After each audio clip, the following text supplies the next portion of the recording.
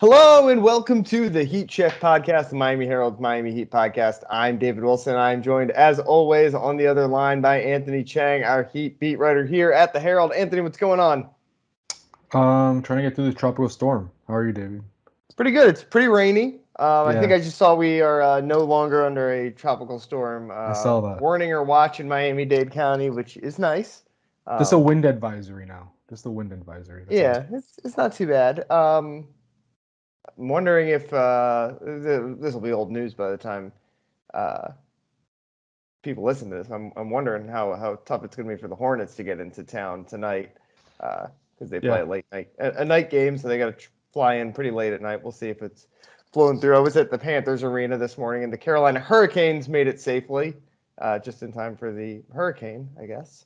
But the Hurricanes play tomorrow night as well somewhere else, or are They they play off? back in Carolina tomorrow. I'm pretty sure Carolina. So I just wonder if they'll be able to make it back. Yeah, it'll be Or if interesting. they fly And tomorrow. they play Edmonton, who right now is in Tampa. So I know Tampa's not going to get really hit with it too Yeah. badly, it doesn't seem like. But still, um, it's November 9th, and we're talking about hurricanes, which I can't believe. Yeah, I But don't. This is pretty unprecedented, at least from what I've experienced in my life. I've experienced many hurricanes, but not in November before. yeah, the good news is it doesn't look like it's going to be too bad. So No, at least for us. At as least we for said, us, it's going to be all old news by the time people. yeah. So, anyway, that's a good way to put off the topic that we should be talking about. But I know people don't want to, or maybe some people do want to be talking about it. Is what is wrong with the Miami Heat, who lose a brutal game on Monday night to the Blazers? Get a few days to regroup off of that. Obviously, the whole NBA took Election Day off.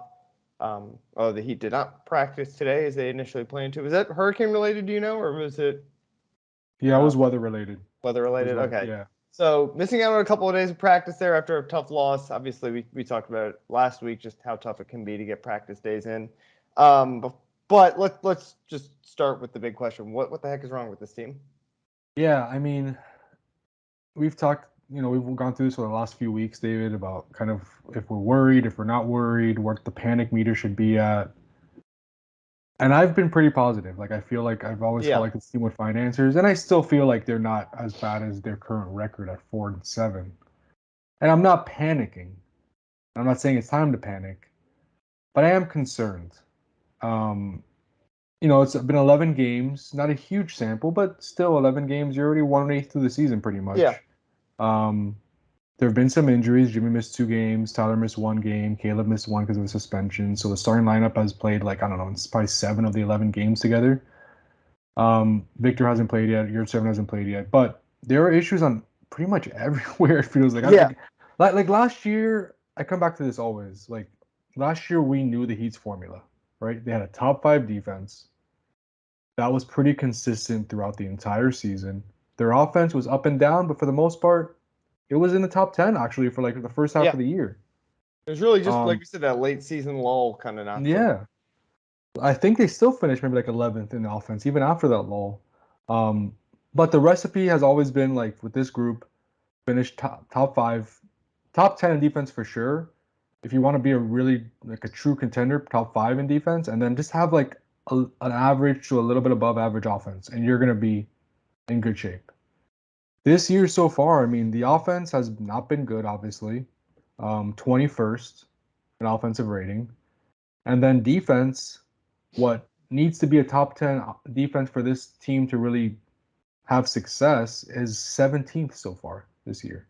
So they've taken a step back on offense. They've taken a big step back on defense. I don't like when you ask the question, what do they do well? I play zone defense, I guess. Like I don't know, like they force a lot of turnovers, right? I mean, they do that pretty well. But so far there really hasn't been too much that they've done like that you would point to as like, oh, that's a strength, right? That's the identity of this team. Even 3-point shooting, they were the top in the NBA last year, and they're definitely in the bottom half of the league. They might be in the bottom 10 teams in the league so far in efficiency. And yeah, you could say it's going to correct itself over time, but I'm a little bit concerned because it's been like the same issues pretty much the first 3 weeks of the season. Right. And yeah, I think those are the two things. One, they just like, they've had all these things. I think the first week of the season, we're like, oh, this isn't going to happen all year. This isn't going to happen all year. And that's persisted. And then just the fact that there's so many of them. Like, it doesn't, at a certain point, you are who you are. And that point is not 11 games into the season. But you should have a much better idea of who you are 11 games into the season than you do on night one or night two. And we're getting a pretty clear picture of this team so far that they don't feel as deep as they were last year, right? Where it just felt like they never kind of had bad stretches, which I know it's like we're looking back with rose-colored glasses, obviously, but it felt like they never really had bad stretches. It felt like obviously they were missing guys for a long time and still pulling out wins that was all about the depth. And yeah, I mean, the fact, I think the defense, like you said, that has to be great unless the offense is going to be better than it was last year. And right now it's not there. So it's kind of like simple as that, but yeah. Well, like obviously they know that this isn't working right now. Do you think they're content to kind of just like keep hammering it until it works and trusting that the personnel and the system, and they were really good last year. They can't possibly have fallen off this badly in 1 year just by losing PJ Tucker. Or could there be some more drastic changes at some point in the near future here? I think they're confident they're better than their record, right? Yeah. Now, if we put them on like truth serum and ask them, do you believe you're a title contender? Obviously, publicly they're going to say yes, but you have to wonder if they're thinking, are we good enough to compete with the elite teams with this roster? You know, and last year it was, right? I mean, this is pretty much the same roster. That's what I always go back to of like, how could this be? Like, how could you have a drop off? But we've seen it before, where you bring back pretty much the same Right. group, and it's not the same. Like things change.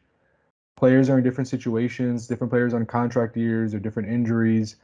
PJ Tucker was important, right? He Mm-hmm. wasn't a guy who averaged 20 points a game, but defensively, he was important. I think I think that's partly to blame for kind of their step back on that end of the court. But also like things are different. Tyler Hero is starting now. The bench is not the same. That's had a domino effect on the rest of the rotation. They had the top scoring bench in the league last year. Almost all of that was Tyler Hero, but and this year they're one of the lowest scoring benches in the NBA. Like it's just a different looking team, right? And Tyler's trying to adapt to the starting lineup. I talked with him in Indianapolis about that. He's like, yeah, I'm trying to find the right balance of like, I'm a natural scorer, but I'm trying to not take all the usage away from Jimmy and Bam because I know I can't do that. And it's just a big adjustment. But this is what he wanted. He wanted to start. And honestly, like the starting lineup has been pretty good. Yeah. They like there have been like it's looked a little bit wonky at times just because like the fit isn't great at least to start the year, but they've been a positive. It's been the bench lineups that really have been really inconsistent and bad at times. That's kind of why the Heat has lost some of these games. But the starting lineup when they played together, it's pretty much been one of their best lineups. So I don't think the starting lineup is to blame, but I do think the changes to the starting lineup of putting Caleb and Tyler in that group has had an effect on the rest of the rotation, and that's something the Heat are still trying to figure out, especially with Oladipo, who was supposed to be a big Right. part of the bench I mean, rotation, not available. it's like I know it's just Victor Oladipo, right? He's just a role player. But if we're going to act like losing PJ Tucker is a big deal and crippling for this team, then we can also act like not having Victor Oladipo is a big deal and crippling for this team in the same way. Obviously, PJ Tucker was a starter last year, but in the grand scheme of things, like PJ Tucker and Victor Oladipo are comparable level players at this point in their career. And honestly, maybe Victor Oladipo might even be better than PJ Tucker at this point. I mean, it's not like Philly is like thriving with PJ Tucker there as part of their rotation. So yeah, I mean, I think we're certainly feeling a little bit the power forward thing was under such a big spotlight all offseason. And like you said, it hasn't um, Caleb has been a really good insertion into the starting lineup. Like, I don't think we're feeling the pain there. But it's just It's every the time depth. you're It's the kicking those depth. guys up a Yeah. spot. Yeah. And I think the Heat, like, there was the possibility that a Haywood Highsmith or whoever it might be was going to ascend, and those guys that the Heat have kind of lived on, right? Like finding a guy like that out of nowhere that has been kind of the story of the last 3 years, and how this team that theoretically, based on the way they built their roster and the draft picks, like there's no way this team should be one of the deepest teams in the league.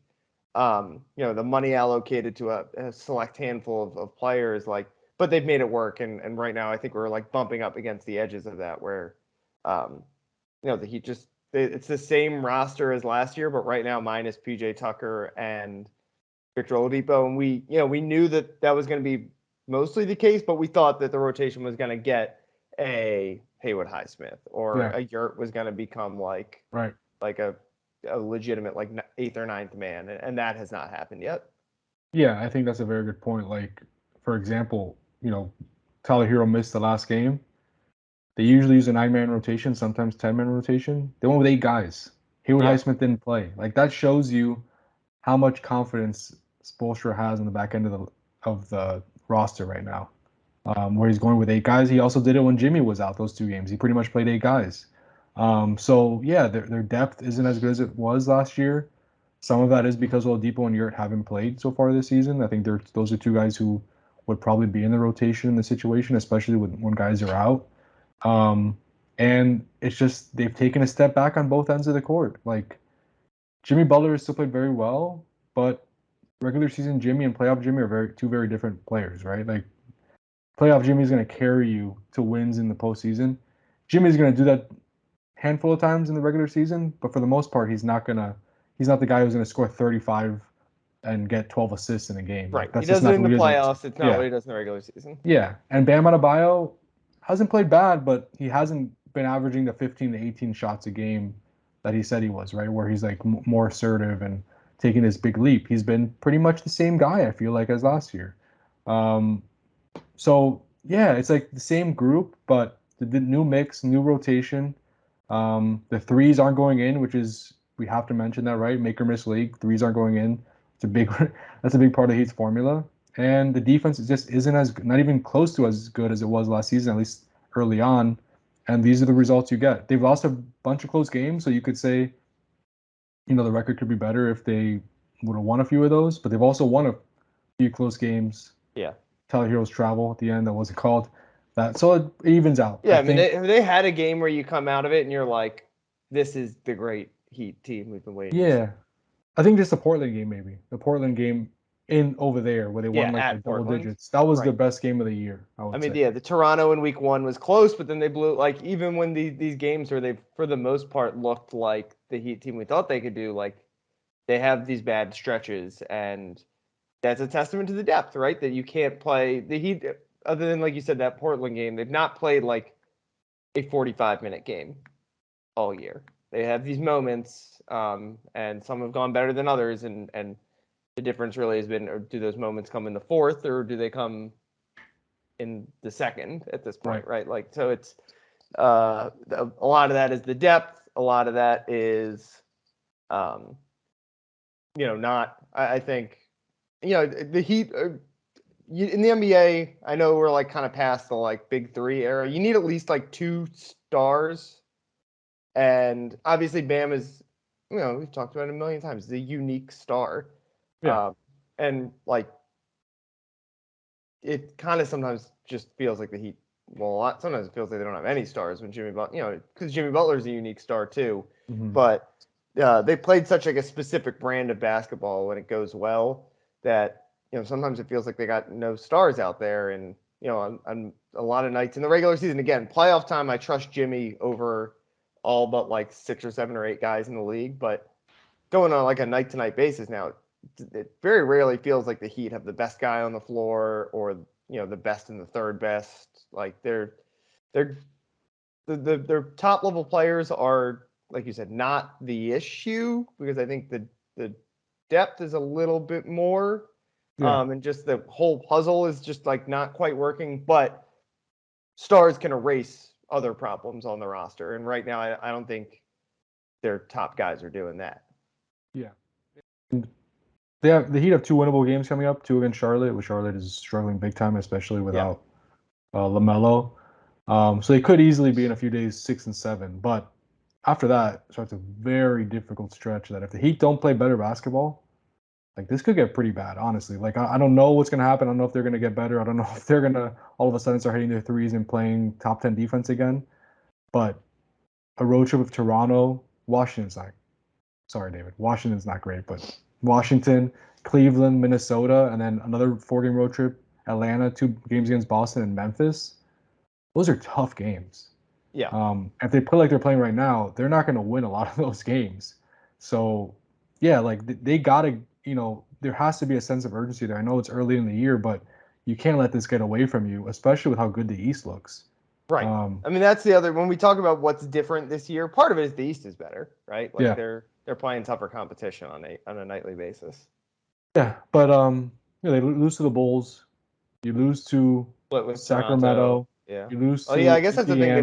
They've lost to some bad West teams. They lost to Portland, obviously. Yeah, but I mean Portland's been good this year. Yeah, they've been good. That's true. I shouldn't say bad, but Portland's been fine. But you lose to Indiana and Sacramento and Chicago. Like those are 3 teams they should beat, right? So, yeah, it hasn't been a good start.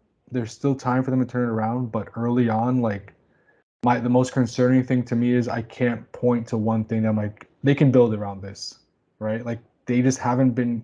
I still think their identity is defense, but they have to be a lot better on defense than they have for these first 11 games for that to be the case.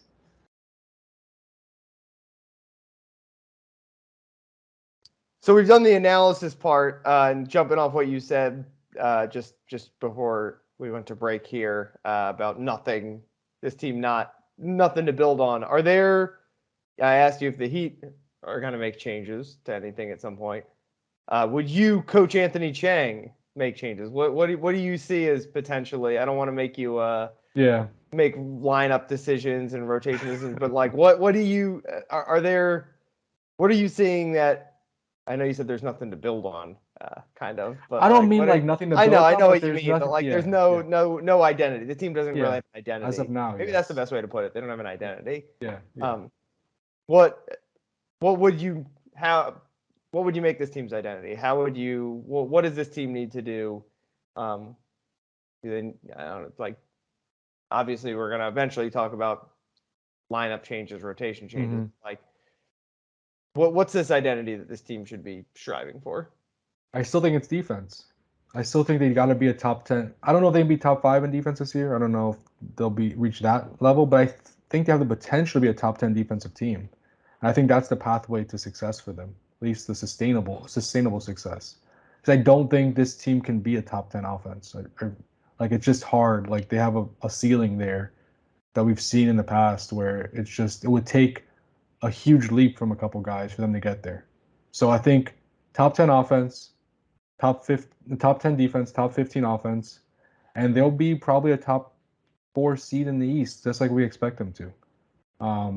But again, they just haven't been there on either side of the court yet. But if I'm trying to be Eric Spoelstra, like I still, and I'm sure he's doing this, and they're always going to preach defense. Like defense is their pathway to success. They have Bam and Jimmy are 2 all NBA defensive guys. Yes, they're playing more lineups with maybe defenders that aren't as good, right? You're playing more lineups with like Tyler Hero and Duncan out there together, or even Tyler Hero, Duncan, and Max Strus, which Max Strus is a pretty good defender. Yeah. I don't want to put him in that class, but still, like he's not Jimmy and Bam, right? So they're playing more lineups with shooters where you would hope that the trade-off would be better offense in those cases, but it hasn't been the case yet. So, but yeah, simple answer. I think defense has to be the way for this roster. And you still see this as we know Jimmy and we know Bam are great defensively. Yeah. Kyle Lowry has a reputation, but he's getting older. Yeah. Caleb is a good defender, I think. Caleb's a good defender. Yeah. You think they have the personnel to still make that work? What are you seeing going wrong then? Well, right now it doesn't seem like they trust their man-to-man defense, which is concerning. Right. Yeah. They've used zone for the past 3 years, more than pretty much every team in the league. Right.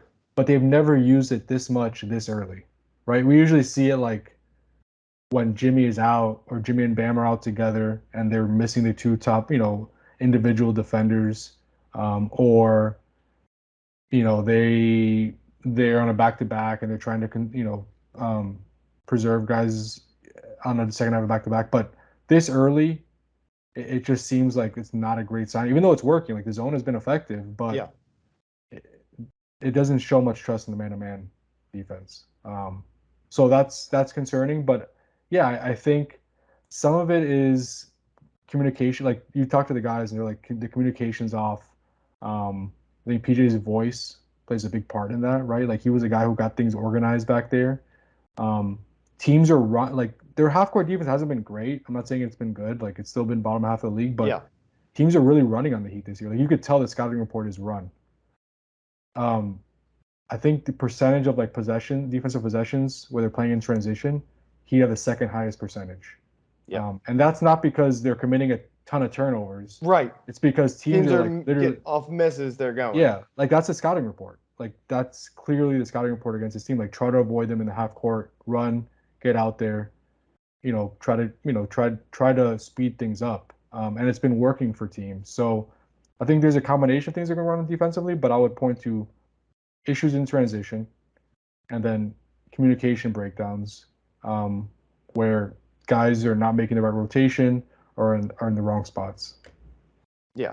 And that's the latter one. I know they're playing different lineups than they were a year ago, but you would really hope that's not the case for a team that their big selling points was continuity. I think that's one of the biggest surprises. And you talk to players and Spo even, and they're like, things are different this year. It's not the same. Like, I wish you guys would stop comparing us to last year. But still, like when you bring a roster back with 13 of the same guys, you would think that's not like that's going to be an advantage for them, right?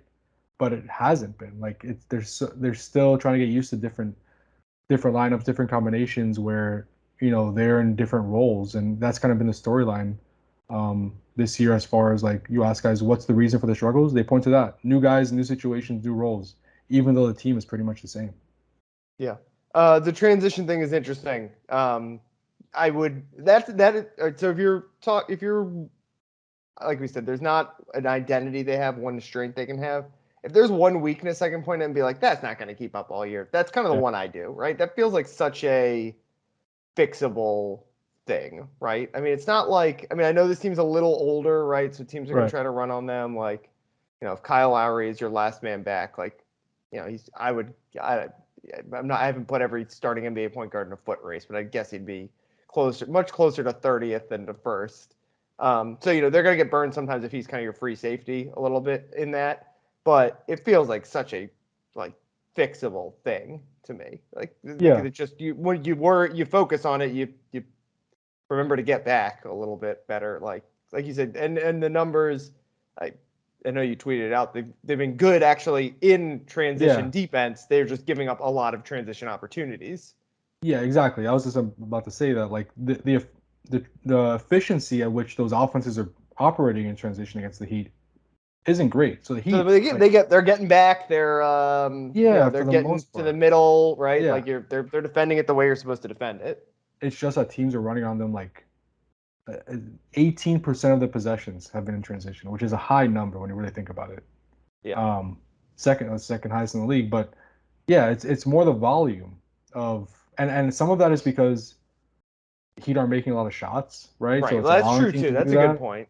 Like maybe just by making a few more shots a game that helps that department. But yeah, it's hard to run up a make. If you make 5 more shots a game, then that number drops from 18% to like 13%. Yeah, and all of a sudden they're about the other end of that list. So yeah, there are ways to correct it. And I'm not saying, again, I'm not panicking about this team, but I'm more concerned than I was a few weeks ago. Just because, again, like there hasn't been really many encouraging things to choose, like to take away from these first 2 weeks. Like I if I was trying to be an optimist, like I don't know what I would point to. Again, they force turnovers.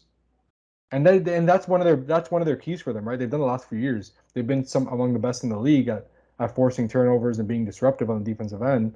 So that's good. That's carried over. But other than that, there just hasn't been too much.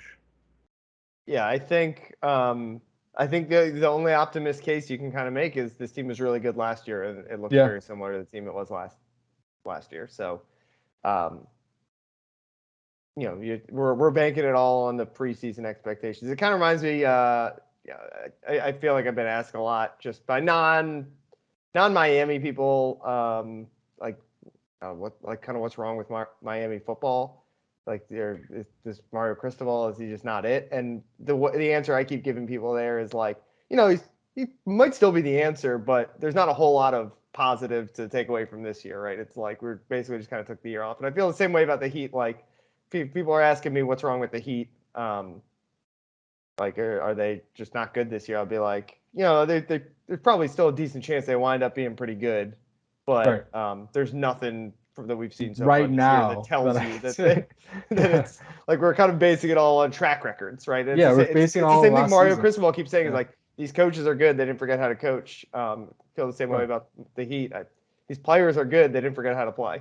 It's like if they would have started like this last season, we would have all been like, this team just doesn't fit together, it doesn't Right, work. exactly, But because the it was so fact that we new. have, Yeah, the fact that we have last season to base it off of with they like were Kyle one Lowry shot leaving, away from going to the NBA yeah, Finals. that's the crazy thing, and that's all off season when fans and others are like complaining about the roster and it took a step back. I'm like, they're one shot away from the finals. They Yeah. pretty much have the same core. And You they're hope, maybe, well, I guess they probably might have still been if because they missed Milwaukee, but like I was saying, so maybe they're the third. Going in last year, I think you could safely say they were the third best team in the East last year. I don't think anyone would have been too no, angry at you for saying that. no, and But that's still and pretty good that is good, and that for a gives team you a that doesn't have a lot of moves to make. right, and that gives you a shot, right? That gives you a shot at making the finals, as we saw last year. If you're a top three team in the East, you're an injury away or a couple shots away from making it. But it's just this year has been totally different. And again, there's time, but um, there are some red flags that we've seen in the first few weeks. Yeah. All right. Any last Heat thoughts before? I know you wanted to talk some football before we finished. No, I think we've covered what we needed to with the Heat. I mean, I think it's funny that last week we were saying I the know. Warriors win save things, and we did couch Well, it if as they had saying lost like, that game, I mean, they'd be in like dire. Every win matters when you're in game 11 and you haven't won very many of them. yeah, are you worried about Golden State? Because Golden State's going through similar issues as the Yeah, I Heat. should say. I mean, I haven't watched them a ton, so I don't want to I watched them play the Heat. That's pretty much it. I didn't even see the West Coast game because I think, at the wedding that night. So you know, but you're right. It's the same story, right? It's like I was literally about to say, no, I'm not worried because they have Steph Curry. Yeah, And I'm kind of saying the same thing about the Heat. I'm not worried because they have Jimmy Butler. Um, I think the one thing with the Heat that we should say that's different between them and a team like Golden State is maybe not the best example, but they did have that like the COVID year, not the bubble year, the COVID year was weird for the Heat. Like yeah, they've obviously made the East Finals in 2 of the last 3 seasons, made the finals. Once was one shot away another time. But that other season, like also in one of the last 2 seasons, they got swept out of the first round of the playoffs. yeah. So like this team is a lot different than that one at this point, and obviously it matters. What you did for me lately matters much more than what you did for me 18 months ago. But like this team is not the Jimmy Butler era has not been 100% sunshine and rainbows. Like there've been some tough moments there, and but at the same time, I still feel like this team is going to be mostly fine. I mean, obviously they don't seem like they're what we thought they were. What the high end of the expectations have to be, I think, tempered a little bit until they potentially make a move, but. I still think they're mostly going to be fine. Do you kind of like an updated like we're only 11 games in, but like are you worried that this team could be a play-in team? Like do you have any of those kind of concerns yet, or are you waiting until this gets a little bit more dire? I'm not worried. I'm not thinking play in yet, but my top four prediction is, I think it's possible. It's still early, Yeah, but no. like I'm This not team could as easily rip off sure. 8 straight wins, like Yeah, because we know they have the capability to. Like we said, we just haven't seen signs of it. I haven't seen it yet. So like, how could we really like Expect it. How can again? you expect it? How could you expect it? How could you project that? But again, it's all based off of last season. Well, we saw them do it last Yeah. season, so they must be able to do it again. But that didn't necessarily work out 2 years ago, like you said, when they brought back a lot of the roster from the finals, the bubble team, and they got to the playoffs, I think, as a 5 seed or something like that, or 6 seed, but it was a struggle for them for most of the regular season. And in the playoffs, we saw what happened. Yeah. All right. Where do you want to start football wise? Well, I guess right? You say Okay. there's no positives, right? And you're a expert as someone who covers it very closely with Susan Miller-Degnan, who the Hurricanes beat writer for the Miami Herald. And you should listen to their podcast, which is released what day, David? Fridays? Every Friday. Friday. Um, the only positive thing is their recruiting class, right? If they keep Right. it So together, yeah. that's it. That's pretty much all It's there kind of is. like how the positive thing with the Heat is people want to come to Miami. Yeah, I mean that's all. But if that class, and I don't know, you know this more than I do, but if that class breaks up because of the struggles and all that, like then there'll be nothing good from this season. Yeah. But so far, I guess it's remained intact, right? Yeah. So I should say I don't know Cormani McLean like at all. I think I talked to him like once for like 2 minutes at a 7-on-7 thing. He plays for South Florida Express, which is a South Florida team. He's in Um, Lakeland, right? I know, but there's not really like a Lakeland team, So he'd Okay. either go to a Tampa team, which probably would make more sense, or come down to play with Miami. And the things happen all over, right? So you just gotta Yeah, fly. true. You meet the You just team gotta go. wherever. Yeah, AAU, it's AAU. I mean, you've probably never really covered that much AAU yeah, because I know it's not as big a deal here in Miami as it is in DC, where I grew up, where it's like that's kind of king up there, even almost more so than the high school basketball. But it's very similar. Anyway, I covered Lamar Jackson in 7-on-7. there That you go. was Who did he fun. play? Fire. He was a fire guy, right? He was Florida fired. He Fire. played, obviously, he wasn't even the quarterback. Remember Daniel Parr? Oh, it was like Daniel Parr and him. I don't know if you remember Daniel Parr, but he played at No. Dwyer. He was really good. He was like the Okay. Palm Beach Player of the Year. Didn't do much in college, but it was Lamar Jackson. He played safety. That was his like Yeah. position in 7-on-7. And then Well, you just can't run in 7 on. I mean, he was obviously a good thrower too. yeah, You can't run yeah, in 7-on-7 as a yeah. That was quarterback. fun. Anyway, I think most of so I don't know him, so I don't want to speak for him. Obviously, he's one of the newest guys in this class. So you would think that if he already was seeing how bad this was going and he commits, like he's going to stick around. But the sense I get is that class is going to mostly stay intact. I mean, you never know. Like one guy could decide like the last minute Yeah, Alabama comes in or whatever. But I don't see it being like a trend where like all of a sudden everyone is going to bail on the class. So I think the class will still be pretty good. It's going to be top 5. That's still up in the air. And, I think I said it like the week before, maybe even like days before Cormani McLean committed that like, they're going to sign all these kids, but I don't know how much more they're going to add. So I don't want to say that I don't know how much more they're going to add, but I don't know how much more they're going to add. I mean, they're yeah, looking at a couple guys, but like, they're going to lose out on some guys probably because of how poorly it's going too. I already know they've lost out on some guys because of how poorly it has gone. yeah. But I think for the most part, the recruiting class is going to be a positive, no matter what. And that's why you brought Cristobal on, right? Yeah, Like exactly. he's You would no. like it to be better than this, but Of course, you don't want to be losing. Like I know he wasn't left with like a great team, but to lose to Middle Tennessee State at home, to lose to FSU by 40 points at home, to lose to Duke at home by a decent amount, like this team is better than that. I know they have injuries, but yeah, you would want this ideally to be better this season, at least for them to be competitive in the Coastal, but it isn't. But if he's recruiting the classes he is and he stacks those classes together, there's a long-term play by getting Cristobal. yeah, So you hope that it pans out in a few years. yeah. So I gave him that money, Yeah, and that length on that contract. yeah, exactly. Dolphins thoughts? Are you excited about the Dolphins? I feel like This you're is really a Dolphins guy. I feel like you're not as much of a. I feel like you're always. I've associated more as you as a guy. well, I grew up a Dolphins fan, but I had grown like indifferent over my life about Right. the Dolphins just because they're always just Yeah, you play fantasy bad. football and watch Red Zone instead or Yeah, whatever. it's like, and they were like tough to even watch. Like it's just Yeah, they never played an boring exciting brand of teams. basketball, Yeah. of football. But yeah, I grew up a Dolphins fan, but this is like I don't even know how to react on Sundays by watching this team because I have never had so much fun watching the Dolphins play. Like it is such a strange experience to see the Dolphins offense operating like they're operating right now in those uniforms. I have never seen that in my life. I never thought I would see that in my life. I mean, that's why why they need to go back to the throwbacks because like it's Marino-esque, right? I mean, Yeah, it's we're Marino. both Like, a little young to yeah, really remember Marino. yeah, Um, but like that's there was a time when the Dolphins were the most fun offense in the NFL, and I think are they the best offense in the NFL? I'd probably still take Chiefs the or Chiefs Bills. or Yeah, the Eagles have been good, the yeah, Bills. Teams that but they're up run it a there. little bit Yeah, better, more efficiently, score better. But I think the Dolphins are certainly the most fun offense in the NFL. yeah. Unless you just like say the Chiefs have Patrick Mahomes, so they're always going to be the most fun team to watch. But I mean, Tyreek Hill is like he's like on another level. Hill is.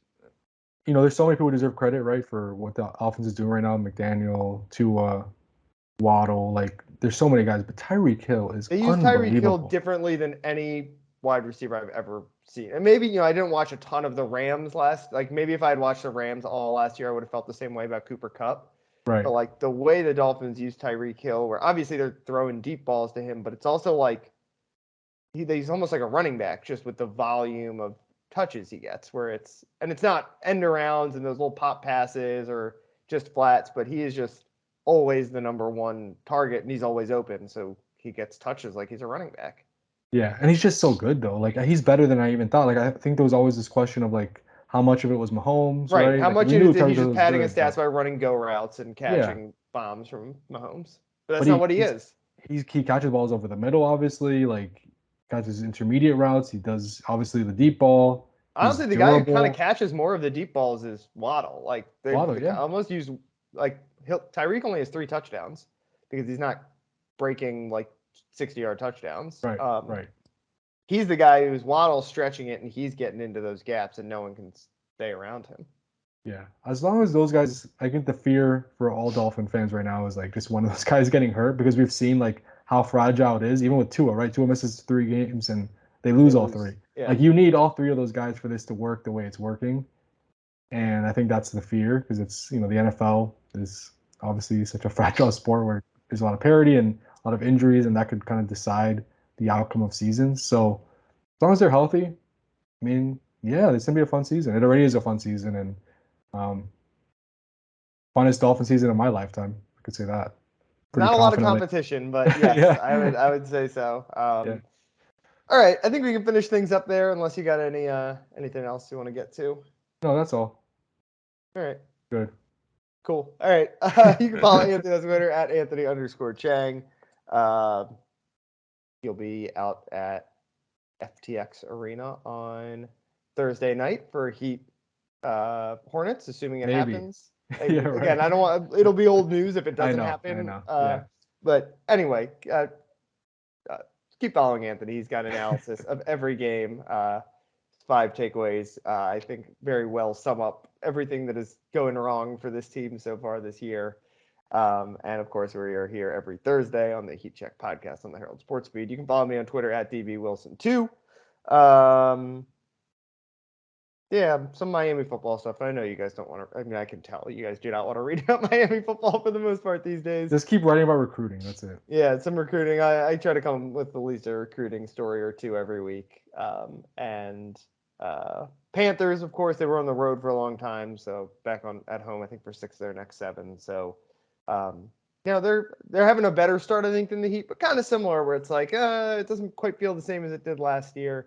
So they're two. I know it's not the most fun starts to the year for the Heat and Panthers, but I think they're interesting Yeah. stories to watch and see how two teams that kind of like cruised through last season or it's never going to be easy all the time, and I think both teams are learning how to deal with those struggles right now. So thanks as always for listening, and we will talk to you guys next week.